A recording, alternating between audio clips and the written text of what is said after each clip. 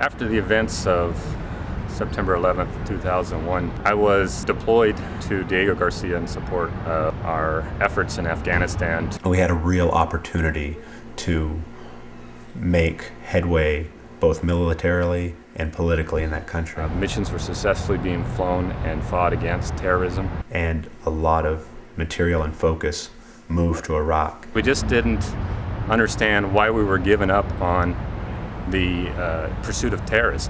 And we never had the opportunity to go in and finish the job. There are so many flaws in our decision-making process for Iraq that it's hard to know where to begin. Congress and the Senate, they were all beating that drum, beating their chest, saying, we need to go to Iraq, we need to go to Iraq. Conventional thinking in Washington lined up for the war. Despite, or perhaps because of how much experience they had in Washington, too many politicians feared looking weak and failed to ask the hard questions. The only opportunity to stop the war was lost. And then we went to war. New Hampshire is a state that has taken a lot of pride in supporting its veterans.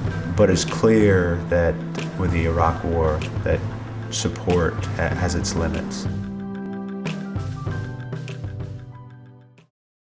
We didn't feel like we were doing anything towards the pursuit of terrorism, and that's what frustrated us. The right war started in Afghanistan. The Taliban were the government, and they were supporting and harboring the people that attacked us. And then a year or so later, everyone started screaming about Iraq. There was no connection there. We didn't invade the real Iraq.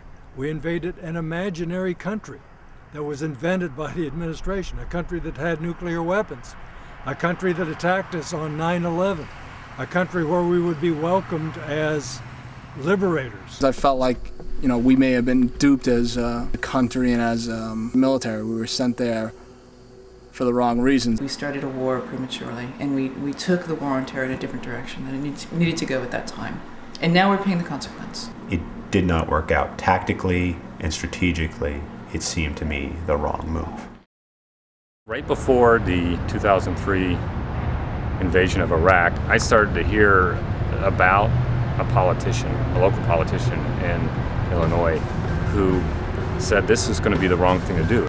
I don't oppose war in all circumstances, and when I look out over this crowd today, I know there is no shortage of patriots or patriotism. What I do oppose is a dumb war. He was one of the few that was openly opposed going to war.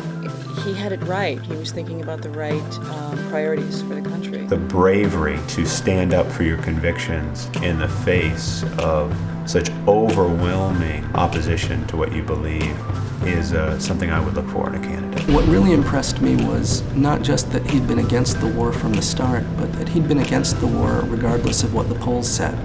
When the war was popular, he was against it.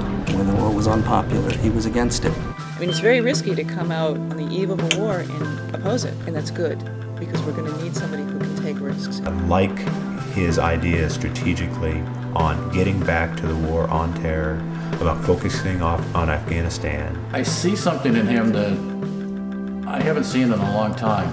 As military veterans, we need people that we can trust. That's our leadership. We can't trust somebody going into combat, we've lost. He'd be a very effective commander-in-chief. He actually cares. Somebody with that much heart is someone the troops can follow. And someone with that good judgment is someone that won't put them where they don't belong. He's got all the qualities we need in a wonderful commander-in-chief.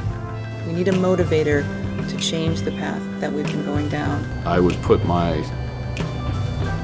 life of my son in Brock's hands, to knowing that he'll make the appropriate decision. I opposed this war from the beginning. I opposed the war in 2002. I opposed the war in 2003. I opposed it in 2004 and 2005 and 2006.